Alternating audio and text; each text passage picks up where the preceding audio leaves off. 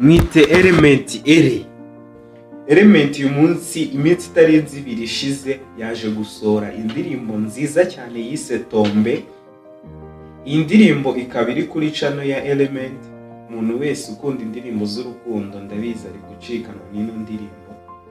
Ni indirimbo nziza rwose iryoheye amatwi, ushobora gutura umuntu ukunda cyangwa se ukayumva nyine byo kwinezeza. Nabo abantu mukunda kubyina rwose iyi ndirimbo irabyinitse ewana. Niba utarihutira kureba ino ndirimbo ndabizi uri gucikanwa, uze kunyarukira kuri channel ya Element urebe indirimbo ye nshyashya yise Tombe. Iyi ndirimbo rero ikomeje kugenda ivugisha abantu benshi, ikomeje kugenda yibazwaho ibibazo byinshi n'abantu benshi.